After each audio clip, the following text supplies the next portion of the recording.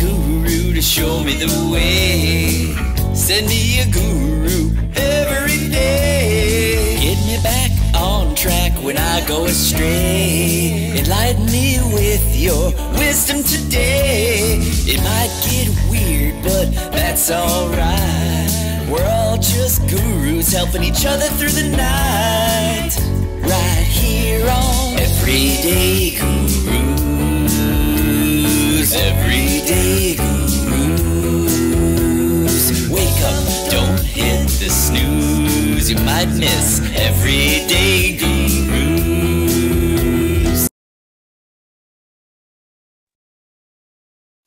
What is up, dude?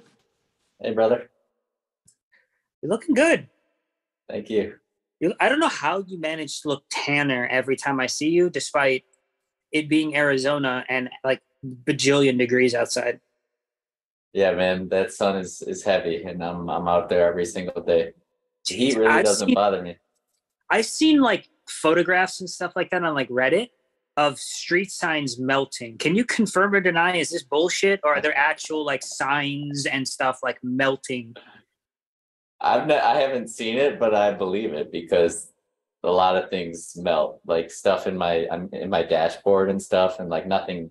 Like I had this phone holder that was stuck to my dashboard, and that just like melted off, and Jesus. my Lyft driver sign in the front is just like melting away. Like this hard plastic sign is just like melting into nothingness. It's pretty intense.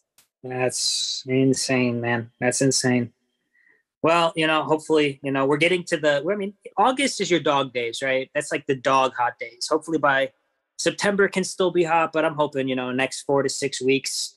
I'm not exactly excited for winter, especially in Chicago, but I'm definitely excited for a little bit of a cool down. Absolutely. Maybe 10 degrees. It's going to be like 10 degrees. I'll take it. Yeah.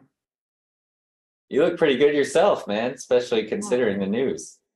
Yeah, thanks, dude. I mean, that's the crazy part, right? One of the things about any sort of cancer is it's really hard to tell, right? A lot of times you don't even know yourself. That's why early detection is so big, and making sure that you get that done, because quite often they're like, you don't know, things are subtle, or, you toss it off as just regular people things, right? Oh, I was just clumsy, or, oh, I just, forgot something, or, oh, I just, this is just feeling a little tender because I played something, right? Was at the gym, or was, playing basketball or something. So I try, dude. I try to keep on top of myself and things like that. But I think that's just kind of the name of the game. A lot of times you don't look like you're sick. So your previous scan, just to try to make sense of all this, which of course it doesn't make any sense, but I'll try anyways. Your previous scan was 6 months ago, and it was like one of the best you'd ever had, right? It was pretty much. So May of last year, I was re-diagnosed, right? Okay. And it was re-diagnosed, and they can only confirm with a biopsy, but like on the scan, there was enough evidence there from my oncologist to like more or less tell me that her suspicions is that it is advanced in grade and is now grade 4, which is a glioblastoma. So obviously that's not fun, nor is it good. So we went on a treatment schedule. I went through radiation as well as a chemotherapy, and we saw great improvements. And that was at the end of last year, like, around this time, I would say probably August of last year. And at that point, we're like, okay, great. So we'll go back to the maintenance, see you every few months. It was 3 to 4 months, and just kind of keep tracking and making sure that it doesn't come back, or if it does, we can treat it. Well, about 3 months later, it turned out to be not as dead as we thought it had been after radiation, but very much alive and kicking and coming back even harder. That was, again, and that would have been roughly December-ish of last year, right? So December 2022, it was like, hey, by the way, it's back. The radiation worked, but not as well as we thought it would have where we wanted it to work. So we started a new drug, or a new treatment regimen, I should say, this time with 2 different drugs. Those I got one scan 3 months after starting that drug, and it was great news. We had shown the tumor receding, and at the time, that was a roughly 1 in 10 chance of happening. I was given about a 1 in 10 chance of it showing any sort of response at all, let alone shrinking. And just to be clear, a response means anything but it growing more. So a response can be nothing has changed. A response can be it's noticeably growing slower. And a response can be it's shrunk. And so we saw a response of shrinking after 3 months, which was phenomenal. And then 3 months later, which was the most recent scan I had, right, or 3 or 4 months later, which is the most recent scan I had, same kind of thing. Not only did we not see, we saw growth. And so now we have to reformat and go to a different treatment regimen. And I have a meeting with my doctor Monday to kind of get that sorted out based on how hard I want to go.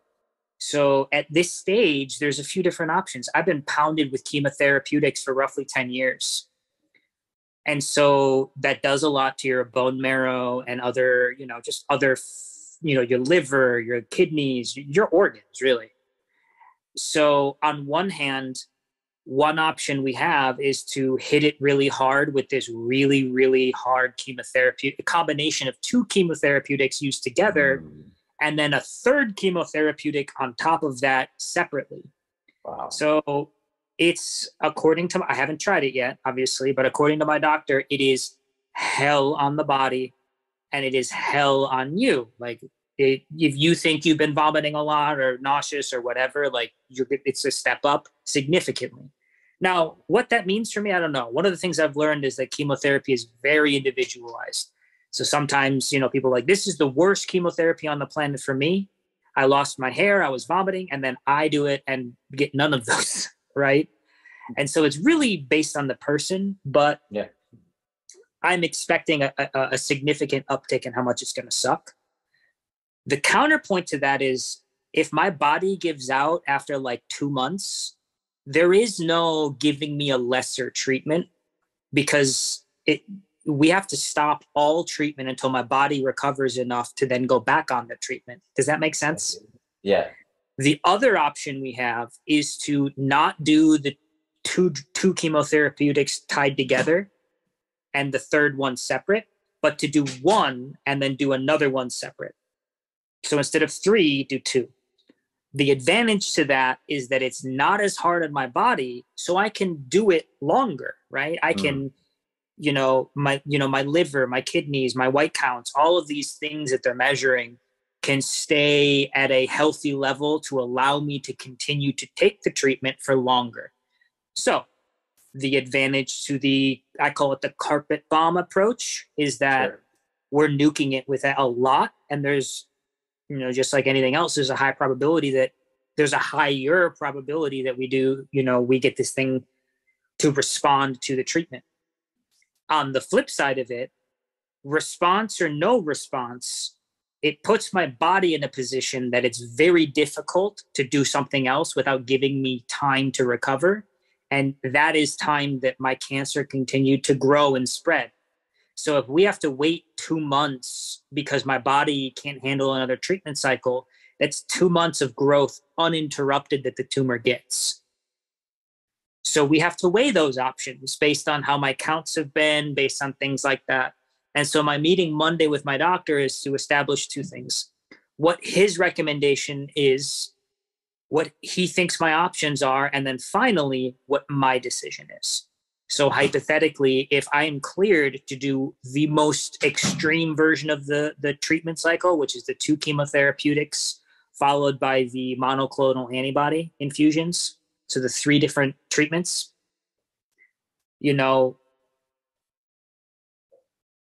that would be my decision, right? If I'm good enough for all of them, I could choose the most aggressive, or I could choose the least aggressive based on whatever I wanted to do. And technically speaking, I could choose to do nothing at all. But do you even know me? Like, come on. You're a fighter. I know you well enough to know that. I appreciate that. I really do. And I don't have a problem with that word, but I don't think it's the correct word because it's surviving and fighting, I think, are very different things in my brain. When you're fighting, there are rules. So I'm going to use a real fight for an example. Let's say you go and you do an MMA fight, right? Or a UFC fight, or even a street fight. There are unspoken rules, unwritten rules. And then in some situations, like in a cage in UFC, there are actual written rules, right? But like, let's say you get in a street fight. The unwritten rule is you don't necessarily kick someone in the nads, right? It's just generally considered not cool. When you're surviving, there are no rules. If you're in a position where you know that it's this or die, that's survival. And people do very different things to survive. Again, example, it's a hyperbole, but no, not hyperbole. Anecdotal? I don't know. Whatever. I have brain cancer, so like I mix things up. But remember that plane that crashed? I want to say, I don't know, maybe a decade or two ago. It was early 2000s, and the survivors of the plane crash resorted to cannibalism to survive. Yes. And that's the difference. Fighters don't do that. The 300 Spartans, right? The movie 300, the real event 300, where the 300s, they were fighting. They didn't resort to cannibalism at night or doing crazy shit at night. No. The people who were surviving and put in a survival situation, they were willing to do anything. And that's really what it boils down to. When you're trying to survive, rules don't apply anymore. You will do anything. You will cross any line. You will say things you don't mean, do things you don't mean. You will do whatever you perceive that you need to do to survive. And part of that is built into every animal, dude. I mean, it's a part of our, animal brain, right? Absolutely. But we're monkeys that can think. So, we had a layer to that. Actually, excuse me. People would get upset. This is the internet. We're not monkeys. We are great apes who can think, That's acceptable. I mean, I don't want Neil deGrasse Tyson to pop in and be like, excuse me. I wouldn't that mind. Science fact is actually incorrect. We need to correct that now. So, yeah, I mean, that's where I'm at. The doctor gave me, oh God, I'm forgetting. It was either a 1 in 5, which is a 20% chance, or it was a 5% chance of this new updated chemo treatment plan of working depending on what we choose, how long I'm able to do it, yeah. And so that's where I'm at. To kind of hit up some questions that you might have. How am I doing about it? I'm actually okay. I still have to deal with, I'm still working through a lot of the immediate emotions. You kind of originally go into a form of shock where it just got to hit you, right? The emotions. But this isn't the first time I've been told I'm dying, nor is this the first time I've been told I've got a single-digit % chance of something working. That's not to say I feel confident that I'm going to come out the other side. That's just to say that there's an element of, I've done this before, it's possible. But more than that, because I've dealt with these emotions before, this is nothing new, right? It's kind of like if you see your ex again. Like if you've dealt with those emotions of your ex, you can see your ex again and be like, hey, what's up? How you doing? I'm glad you're doing well. Good for you. Bye. Right? You can have those superficial conversation. It doesn't faze you, right? You just go on with your day. The bump into. Yeah, you just bump into an ex and you have a general conversation. You're not super into it, but you're not sitting there I miss them. Oh my God. I wish. You don't do that, right? You just go, oh, whatever. It's kind of the same thing, or similar, I should say. Is there also a sense of frustration though? Oh, this shit again? Yeah. I would say more anger. Like, what the fuck did I do to deserve any of this? You know, now I grew up in a biracial family. So my dad is Hindu and my mom grew up Christian. So like religion typically is hard because Hinduism believes in karmic cycles. And then, so if I look at that point of view, it's like, well, what did I do? Was I like Adolf Hitler in my past life? Like, what did I do to deserve this much negative karma that more or less my entire adult life has been this, right? And then the Christian view of things is like, okay, well, what is God's master plan behind all of this? Like, I know I'm not supposed to know, but it would be nice to get a hint or like something, because this has been a long time of needles just about everywhere but my anus. That like, it's just like, the biggest question isn't frustration, it's why. That's the frustrating part. I know it sounds weird and it doesn't quite answer your question. I am angry and I am mad, but it is not at what most people think about, because again, just like the other question, I've worked through a lot of these emotions, and just like an ex-girlfriend or an ex-boyfriend, like they show up and it's like, I've dealt with you, we're good. But the frustration is hard because like you come back to it, it's like, I got to go through this hellhole again of dry heaving for hours, of not being able to see people, of being in constant pain or discomfort. For what? What did I didn't, you know, we talked about this with Jesse, right? I didn't get liver cancer from drinking or skin cancer from tanning or anything kind of a reflex from my actions, right? This is something that happened to me when I was 20 years old for no reason. And that is the most frustrating, but at the same time, the most liberating to accept. How so in the sense of liberation? Well, it's liberating because once you have accepted that there is nothing once I was able to accept that there was nothing that I could do to prevent it, to fix it, like I can't control this. I can do what I'm told. I can take the medications. I can treat my body as well as I can. But I can control the controllables, but I cannot control the uncontrollables. If this thing kills me, I've done everything I can. I've taken the drugs. I've made the life adjustment changes. I've done everything.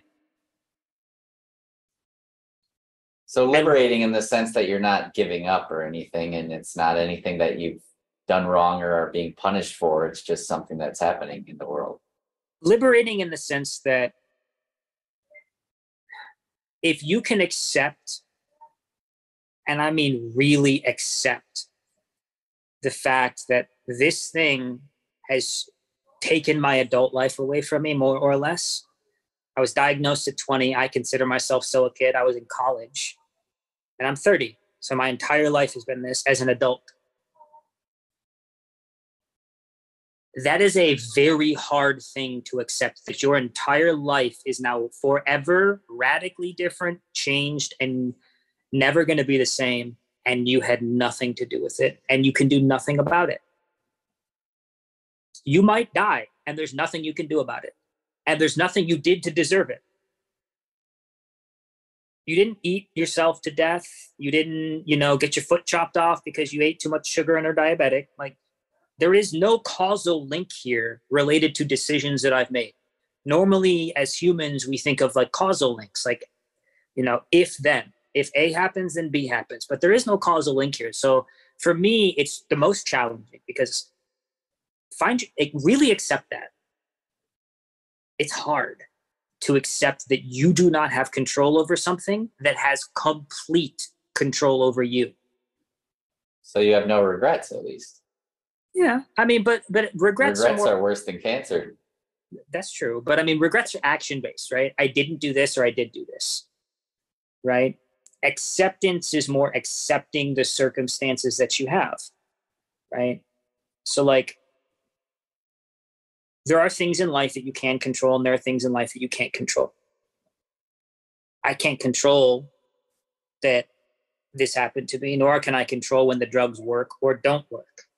Accepting that is very difficult because the brain cancer very much controls if I live or die.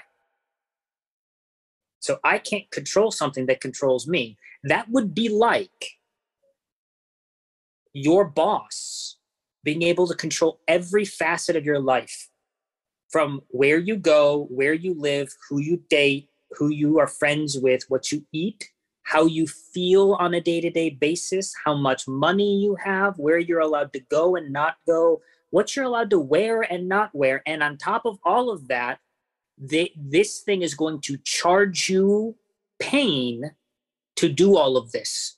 It's not free. It's not a free service. You know, it's not free with ads.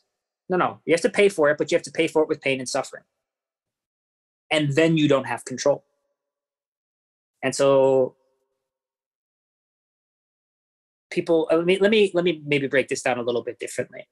Here is the common response to people who get diagnosed, in my experience, with something like this, that is likely to end their life and they did not have any control of and do not have any control over moving forward. They withdraw all the money they own. They fly to some third world country or like Tahiti or Mexico City to get some back alley crazy shit done that isn't even close to legal because they just get so desperate. You know, they are unable to accept that there are some parts of this disease that they cannot control. And they become susceptible to people selling snake oil as hope. And they charge them everything. And you've heard stories. I mean, turn on the news. You can see them, like, you see them all the time. It's a Google search away from finding, you know, hundreds of examples of cancer patients being exploited for their hope because they are unable to accept the fact that this thing, in all likelihood, will kill them, and there is not a damn thing they can do about it. Of course there is. There's got to be something I can do about it. Well, I'm going to go get a second opinion, and I'm going to go get a third opinion, and I'm going to keep getting opinions until I get a doctor that tells me something I want to hear. And then when the doctors aren't able to do that, then they start going to other people. I've seen people go reach out to psychics, to astrologers, to religious figures, to deities, to anything. What they're looking for is an answer to a question that cannot be answered. Why did this happen to me? What did I do? Nothing. You didn't do anything. You didn't deserve this. As awful as this sounds, sometimes bad things happen to good people, and there's nothing you can do about it. I think that's a line from The Lion King. You know? Learning what you can control and learning what you cannot control is very difficult. But even the first part is understanding that. So like being able to parse them out cerebrally, like in your head. The second part is emotionally accepting what you cerebrally understand, accepting emotionally as your reality. I do not have control over my own death. How afraid are you of death?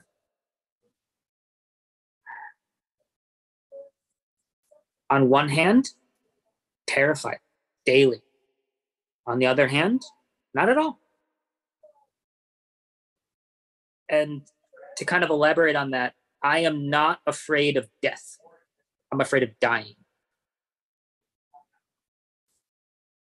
There was a time I was post-brain surgery. They put me on the wrong pain medication. They put me on a form of codone or oxycodone. I think it was Norco. And the way it was described to me is that is a physical pain medication. So the way that works is it blocks pain signals from your body from hitting your brain, right? What apparently I was experiencing was something called neurological pain, which is your brain itself, the neurons are firing, and think of the neurological response is very loud. So if someone was whispering, it would seem like they were screaming with a megaphone in my ear. Lights seemed like they were incredibly bright.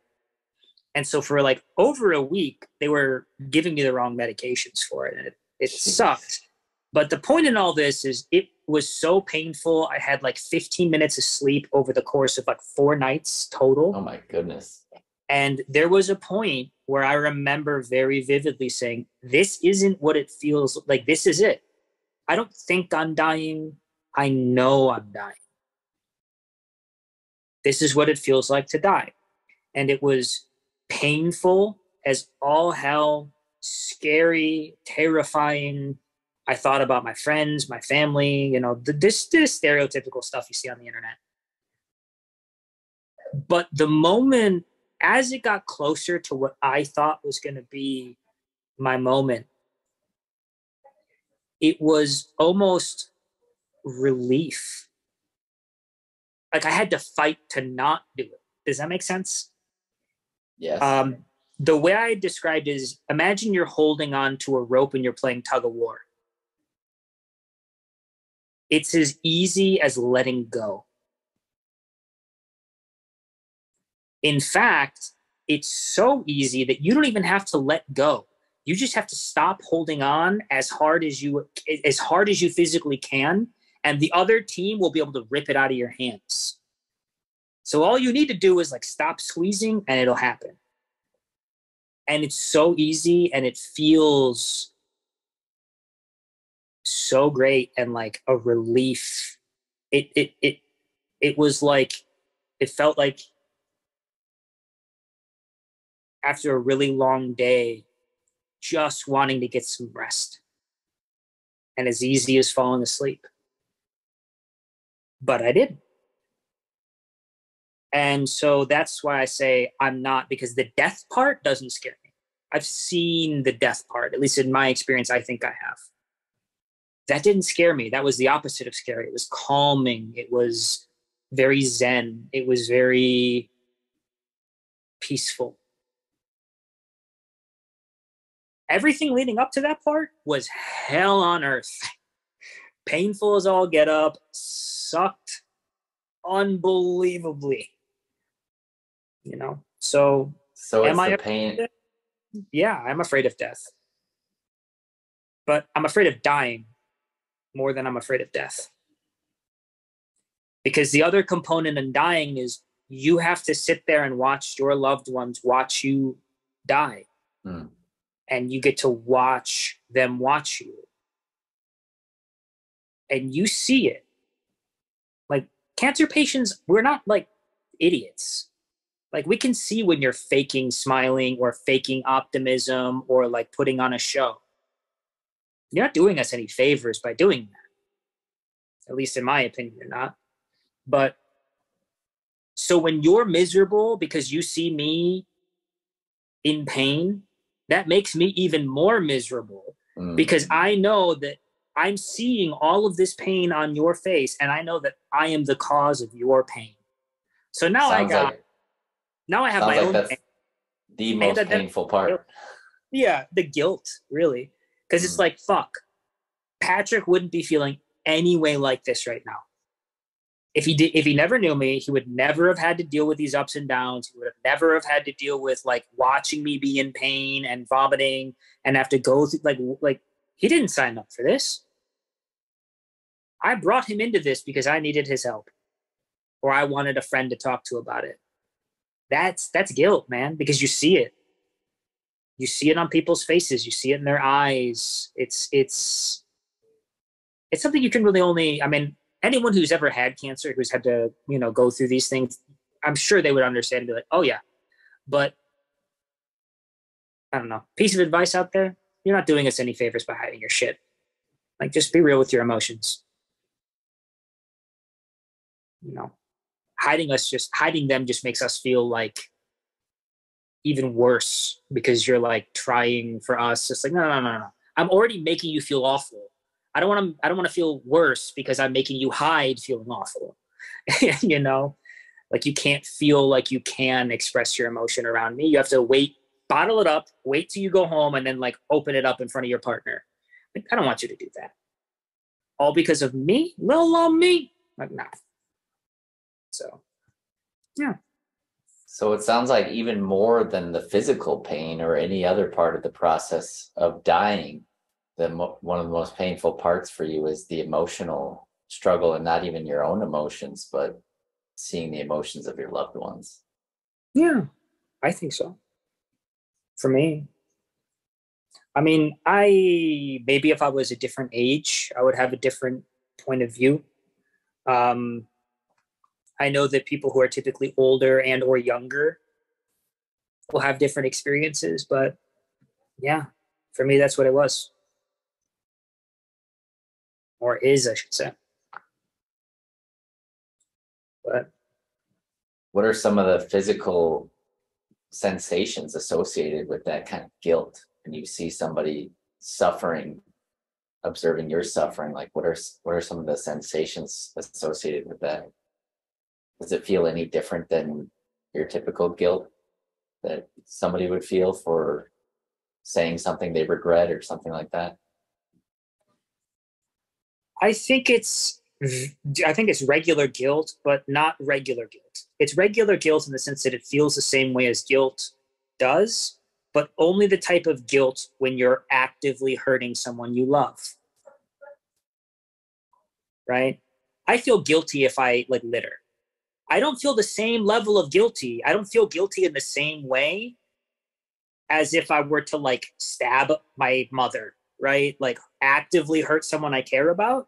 That would make me feel guilty in a vastly different way than if I littered. Where do you feel that? Where do you feel that flavor of guilt? I mean, I think it's, for me personally, it's, I care about people. Listen, at the end of the day, my life has been a lot of pain and suffering.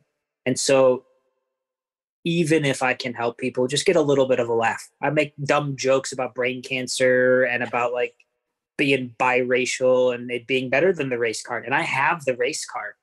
You know, this world is shitty enough on its own, man. There are people who are egocentric, self-centered, narcissistic, and it's just considered okay. And we're supposed to go about our life and take all of our emotions and put them in a little bag and just kind of keep trotting along like it doesn't bother us. And like we're just okay. We're not machines. And so I just want to help people, you know, I don't know, maybe smile a little bit, laugh when they were going to have a terrible day otherwise. Put some good into the world, because all I see is really bad. I see people dying. I see people's partners leaving them on their deathbed because they can't handle it. I've seen cancer patients scream and yell and like get into like physical altercations with like nursing staff and the front desk ladies at these hospitals. And they take it in the face. Like there's just so much shit in this world, not including what you see on TV with like, you know, politics and stuff. Yeah. I agree. It's way out of balance as far as the suffering. We got to remember the good things though, and the things that we can be grateful for. You know, the fact that we are above ground right now. Listen, I have terminal brain cancer. I've had terminal brain cancer for 10 years in November. Trust me when I say that if you allow yourself to just sit in, I can't do anything, and this is awful, and there's no good side to this whatsoever, it'll take you, man. It'll eat you. It'll spit you out. What's that Rocky quote? I don't know. There's like this famous, like, I think it's like Rocky 2 or 3, where he's like yelling at his kid. No, I say Rocky 4. I need to get better on my Rockies, but you know, it's like, what is it? Life is going to beat you down and will keep you down if you let it. Like, and then it'll come up to you and say, I must break you. Yeah, I mean, it's more of a like, listen, all I see are negative things. And I think that, not all I see, but I see a lot of negative things and bad endings and shitty people. But I think that what that's allowed me to do is really it's put a magnifying glass on all of the good stuff. I don't know why. I wish I could tell you, like, it was a personal choice. It wasn't.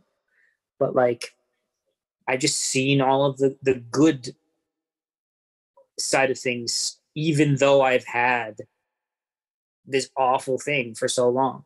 I've had people come out of the woodworks, out of nowhere, to help and support me in every way they could. Just like I've had people leave my life because my cancer is too much for them. You know, you see both the yin and the yang, right? But just try to be more of the happy, right? More of the, shit. Well, didn't I tell you that Chinese farmer, right? Maybe. Absolutely. Yeah. We never know if something that happens is a good thing or a bad thing. It's just, if we respond from equanimity, then we can let life just naturally unfold. I've had 10 years of what only I can describe as hell on earth. Is it bad? Well, we don't know yet. I ain't dead yet. That's my favorite line to say. You know, it's my favorite line to say. I ain't dead yet. So we don't know yet. Until that fat lady has sung and I am 6 feet underground, I'm going to sit here and tell people that, trust me, I've probably had it worse or equivalent, and there's something you can glean from this. You know? Do you feel like you're gonna die soon? Like, do you have any sort of gut feeling around that, or what kind of question is that, Weege? Do you feel like you're gonna die? Who's like, you know what? I feel like I'm gonna die on Thursday. It's not a feeling like hunger. Like, you don't like, I'm getting, it's been a few hours. I'm feeling kind of die-y today. Like, it's not like hunger or like you don't get feeling die-y like you feel like sad or like, I'm sleepy today. I think I'm going to go sleep. That's not how this works. I wasn't sure if you had a sixth sense where you could sense your death coming on, or maybe not. Maybe the fact that you don't feel it means you're going to live a lot longer. Works. Do you feel your death coming on soon, Weege? I've been feeling that for a while, but yeah, and you're not dead I've already lived way longer than expected. Clearly, your sense is fucked, because if you think you should have been dead, like, we can't trust you at this point. You're get out of here with this shit. Do you ever feel death? What does that feel like? You know what death feels like? Death feels like a 6'4" black dude named Timothy. What do you want me to say, man? I don't know. Like, I can't help but think of Half Baked where he's like, Squirrel Master ain't always gonna be there for you. I think of the Key and Peele. You ever watch Key and Peele? The teachers' names, substitute teacher. I haven't seen that one. It's where there's a Key and Peele like sketch comedy bit where one of them's a substitute teacher, and he's a black dude. It's Keegan-Michael Key who does it, and he goes through the list. He's in a white school with a bunch of white kids, and he goes through all these white names, saying them the blackest way possible, and no one. And they're all like, "That's not my name." So like he says, for example, Jake Quellen. Is Jake Quellen here? And no one raises their hand, and then the one chick raises her hand. It's like, it's Jacqueline. And he's like, what the? It's hilarious. Nice. Their show ended a few years back, but they're hilarious. Both of them are. Yeah, that's why I got Aaron, because that's Aaron with 2 A's. I gotta YouTube that. I remember their sketch with the sports names. Yeah, they're the same people. Very similar to that. Oh yeah, it's the exact same. Key and Peele did that one as well. You know, I just remember there's one of the football guys where he just opens his mouth and it's just like a screech, like ah. It's like a Tyrannosaurus backdrop. I remember that one. And then afterwards, he's like, Wichita State.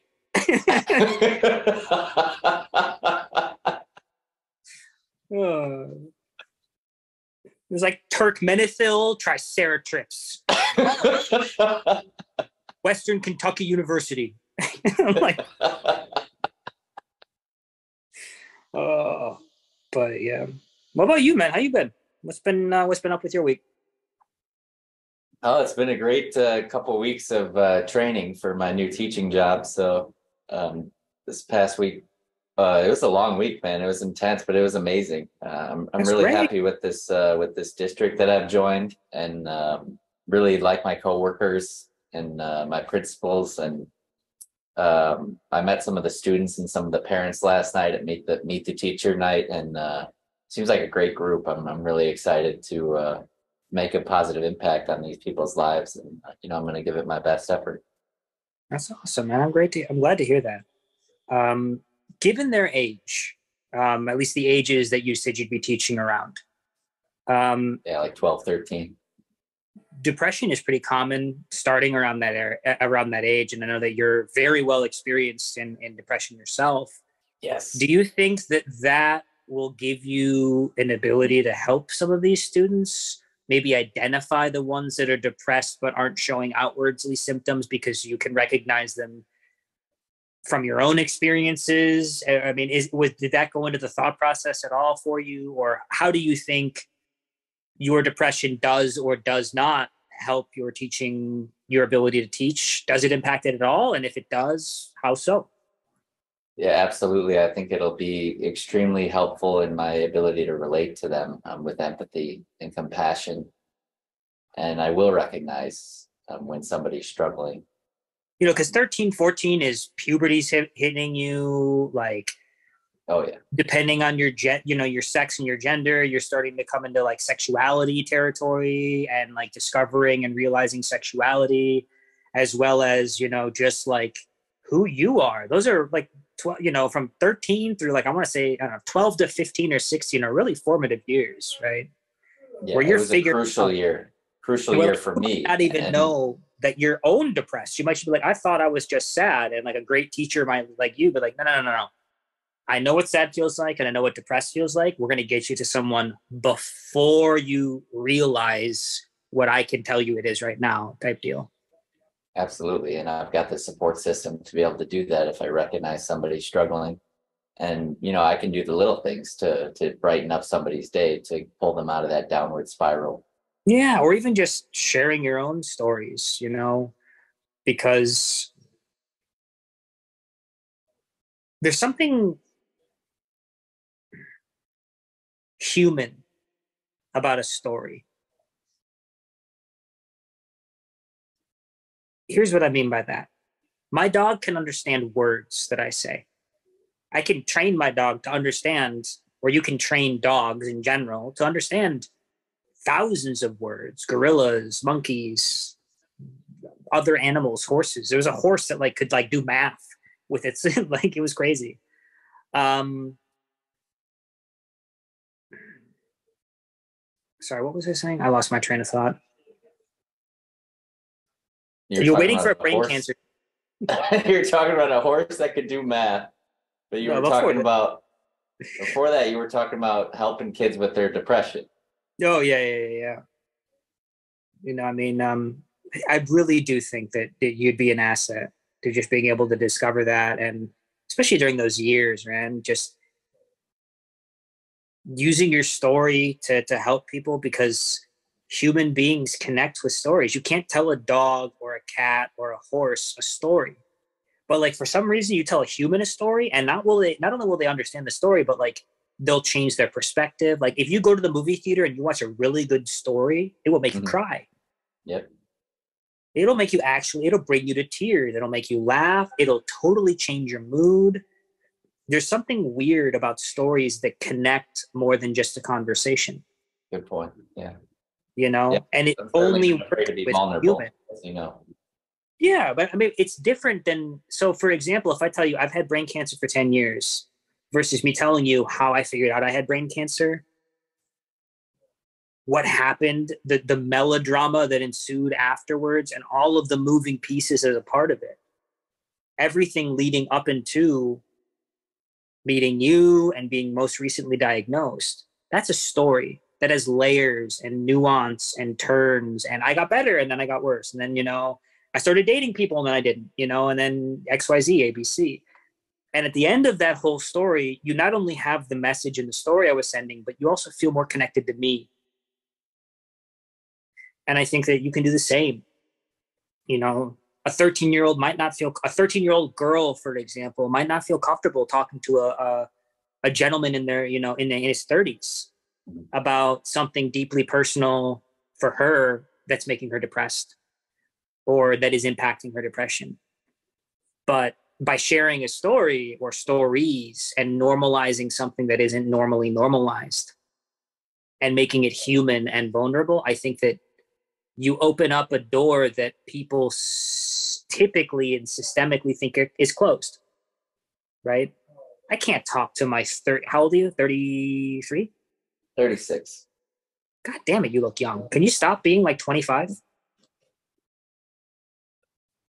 All that sunshine, man. It's like the fountain of youth. Bullshit. You look the same way when you were in Chicago. That's kind of true. And all you ate out here was Portillo's. I know it. Don't let it. You're cold and full of nothing but Italian beef and foot-long hot dogs. Yep. And probably cheese from the liquid cheese from Portillo's. There's definitely like an entire section of my body dedicated to just the cheese at Portillo's. Yeah, all that is super vegan and right up my alley. So, yeah, organic vegan. That's pretty much my diet now, man. Straight up vegan and organic all the time. So sorry, dude. I'm really. You have to swear off Portillo's now? Like, God, dude. Someone's gonna pop into the comments and like back me up on this Portillo's. Like, I cannot be the only Portillo's fiend in here. Don't break. Like, you're breaking rules. When you come back to Chicago, you're not vegan. You're gonna be full deep dish pizza with sausage patty. I remember those days. Oh yeah, you do. What was your go-to? Was it Geno's? Was it Giordano's? Was it Lou's? Oh, Lou's for sure. Lou's. Malnati's hands down. Oh yeah, Lou's was great. It still is great, man. I think I went there a few months ago, but yeah. So like, those days are gone. No, they're not. I don't because you're gonna come and visit, and I'm gonna pull the brain cancer card on you, and you're gonna eat Chicago food. I'm gonna be like, but Patrick, what if my brain cancer kills me, and you're not able to have Portillo's with me, and you just have to say I had one opportunity to, and the last time I had the opportunity to, I said no, because I was vegan. I should have said yes for my dying friend, and then you're gonna cave and you're gonna eat. And then once you have that first bite of like your dipped beef and cheddar, your beautiful dipped beef and cheddar croissant, you're just gonna it's like there's no turning back, man. You're gonna become an addict. We'll cross that bridge when we come to it. We'll come to it. Don't get me wrong. I have brain cancer. I can use it to get you to do just about anything. You're laughing. But I'm fairly certain I got you really, really drunk at a bourbon bar, followed by dancing to a big booty mix for roughly 2 hours, using that exact same brain tumor card. So it's going to work, Patrick. That's true. Remember what was that bourbon bar called? Spears. Yeah, I was going to say Spike's. Spears. Yeah, that was good. That was awesome. I enjoyed our times there. What I remember you giving me some great advice about entering the sales field. It was right before I was getting into sales, and we had a great conversation out there. Just one of the many insightful conversations we've had over the years. I mean, I'm a big fan of staying true to yourself. That's all you have. There's plenty of phony in this world. There's plenty of people pretending to be things they aren't, pretending to have things they aren't, for people who don't even care about them in the first place. The only thing you really have that's genuine and human is yourself. So just be yourself. There's whether you're selling something or whether you're just trying to like meet friends or, business partners or colleagues or whatever, who wants to like go to work or be in the trenches of life with someone like that, right? You want to be in the trenches with someone who's really like, who's got your back no matter what, who you know you're going to be able to get through everything with. You know? Heck yeah. So, anyway. So you figure out ecstatic in the background. That's a nice little thing you put at the bottom left. Bottom right for you, bottom left for me. Yeah, I've got a couple paintings here that I've done. I do this core values exercise, and I redid it when I was in Colorado with a friend, and came up with a whole new set of core values, and now I've just kind of combined them into one longer list, and it's pretty powerful exercise where you actually come up with like 3 to 5 words that like you really stand for in the world, and then there's something magical that happens when you sit down and like paint them out. And I came up with these symbols and stuff for like what really is important to me, like this strawberry with the word fly on it. Like nice. Instead of eating, embrace the fruit of enlightenment and fly. Like do what makes me uniquely human.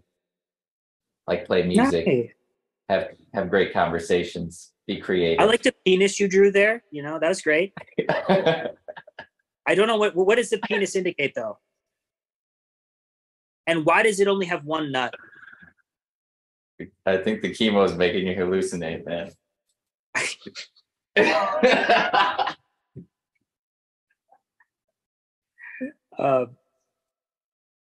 Probably, I don't know, brain damage. Who knows? No, I was just giving you a hard time. There was like a C and a G, and it looked like someone. You remember back in like high school? Remember like the G hallway bathroom, or like the bathrooms on the first floor, like by the Commons, either like the B hallway or the G hallway back at Geneva.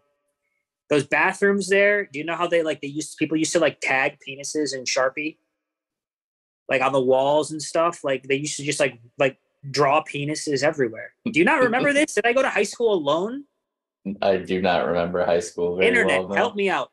Who else went to public high school where they started drawing penises on the wall everywhere? Bathroom stalls, penises. The wall of your classroom, penises. I'm sure you're getting a lot of hands up right now. Oh yeah, the desk you sat in. There is a penis. You should have seen the penises at my high school. There is penises etched into the desk from the 50s. I don't know what it is about like teenage boys and etching penises into just everything, but it's everywhere. We should that should be a game. We should like take the camera to like our old high school, and we should just play Find the Penis. Whoever finds the most penises etched into like school property wins. Just run around, man. Like count them up, tally them up. All right, how many do you got? 34. I got 172. I win. My jaw's getting sore from smiling so much and laughing so much. So I'm glad you finished that sentence. Me too. You really should never start a sentence anywhere with anyone with "my jaw is so sore." Mercy. We talk about spiritual stuff and you're all down. We talk about sex and you're just like, uh-oh, fuck. You're right. I'm a total prude. What's funny, people of the internet, is you don't know him at all. That's totally a lie. But you doing all right, though? You got any big plans coming up this week other than school? Yeah, I mean, that's pretty much it. I was putting a band together, but it kind of fell apart. The drummer and I decided to just kind of go our separate ways. It wasn't working. We weren't able to keep like other musicians together, and he's having some health issues.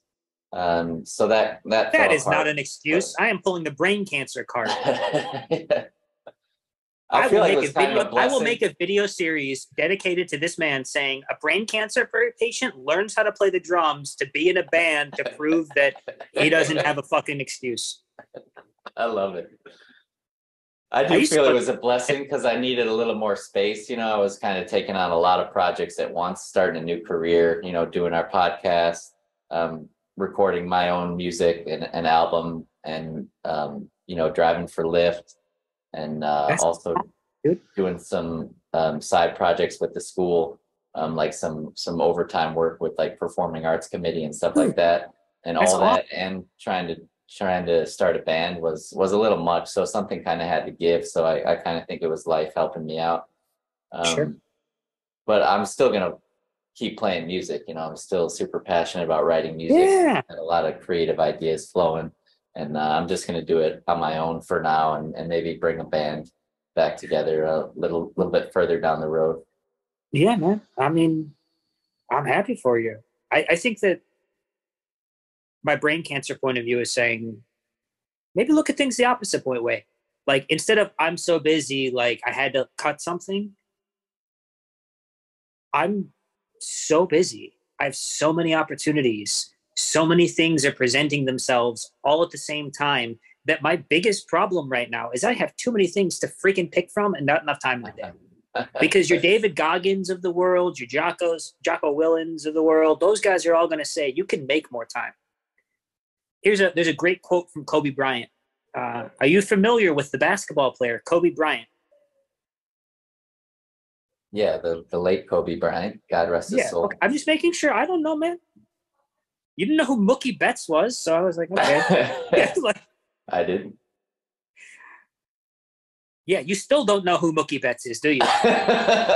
I'm thinking Mookie Blaylock. You have had so much time to Google this, dude. Mookie Betts. It rings a bell. He's a baseball player, isn't he? He is a baseball player. I just want the internet to know that this guy goes to spring training in Arizona pretty habitually for baseball exclusively. And he doesn't know who Mookie Betts is. No, it's coming back to me now. I remember when he was on the Red Sox. Is he still on the Red Sox? Do you know who Shohei Ohtani is? No, definitely not. Oh, God help me. All right. This is literally the next level. Like, this is the next level up in terms of, if you don't know this, the internet will crucify you. We're just going to put that clip online and go viral. Do you know who Michael Jordan is? The GOAT. Greatest of all time. You were born and raised in Chicago. If you didn't know who Michael Jordan was, I was going to disown you as a human. Number 23 all day. Yeah, we watched him play basketball, bro. In the briefly 90s. Number 45, but that didn't last very long. No. He tried playing baseball. Well, I mean, he had a lot going on. His father had just been murdered, and I can respect after you were considered widely, even at that time. I think that was 95 or 94 or whatever when that happened. Widely, he was considered, even at that time, the best basketball player in the world. The amount of pressure on him, I can only imagine. And then your father is brutally murdered. I can understand the need to take a step away from the game. Furthermore, I can understand wanting to honor your father by playing the sport that he played. His father was a baseball player. And so I can respect that. Wanting to honor your father, wanting to also step away from the game and the pressure of I'm the best in the world at this and I need to maintain that. So I respected him. It's harder to step away from something than it is to stay in it. It's easy to stay in it and shit the bed. It's hard to step away when you have everything going for you. Like, look at Dave Chappelle. Chappelle Show Comedy Central offered him like $50 million or something ridiculous to stay on and do another season of Chappelle Show. He said, no, you want me to change too much. You want to do XYZ. You're taking the show away from me. So this man walked away from $50 million and went to Africa. That's artistic integrity right there. It's human integrity. It's not letting greed get a hold of you. We talk spiritually all the time about Buddhism and Hinduism and Jainism and all of these different spiritual or philosophical schools of thought. And really what they all boil down to is a sense of detaching yourself, right? And that's how you achieve nirvana. Nirvana being more or less a sense of like fulfillment and happiness. If you are a slave to the material world, you're never going to be happy. That being the oversimplified, dumbed down version of the general consensus of something like Buddhism. Would you agree? Yeah, enlightenment is being fulfilled from within without relying or being attached to the external. But at the same time, you don't have to renounce the external. It's just that your happiness and inner peace doesn't depend on anything outside of yourself. Bingo. Bingo, bingo, bingo. Bingo, bango. What's that from? I feel like it's from something. I don't know. This. Here and now. It is this now. Well, yeah, dude. I mean, thanks for talking to me, man. It's been a crazy week for me as well. You know, obviously with the medical news, and Monday I got to get everything, you know, wrapped up in terms of like, all right, what my treatment schedule is going to look like, what my treatment is going to look like. Yeah. So it helped to talk this out. But yeah, my pleasure. Thank you for talking with me. Yeah, getting a few laughs in, you know, being able to drop some brain cancer jokes helped.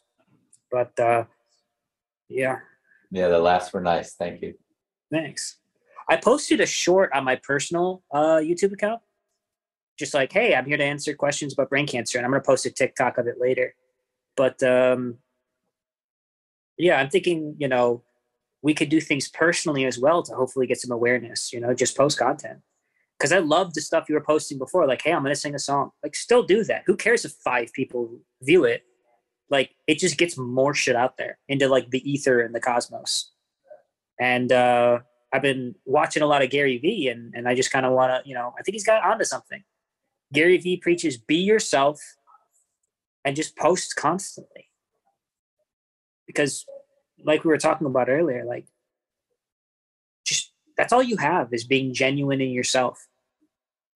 That's why I thought you'd be successful in sales, because sales is full of a bunch of phony people. Life is full of a whole bunch of phony people. The internet is full of a whole bunch of phony people. So just be yourself. Like, I stopped controlling myself from swearing because I realized swearing is a part of who I fucking am. Fuck yeah. And while I don't want to use swearing to just swear, right? I'm not going to swear for swearing's sake. But like when I'm excited or when it feels natural, like I don't want to censor myself. I want to just be me. And if people want to tune in and watch and like it, awesome. I got some funnies. I got some cool tidbits of wisdom or advice or how not to die when you have cancer. If not, okay. I'm sure there's another Andrew Tate on the internet for you to go listen and how you can become famous or get a Bugatti or whatever, you know? So I think what we're doing here is good. And I'm excited about it. So let's keep rocking. And Absolutely. Why don't we plan meet at the end of the week? Next week, that is, not this week. Yeah, sounds good. Maybe around the same time next week, next Friday. Sounds good, man. Love you long time, buddy. Love you too, bro. Peace.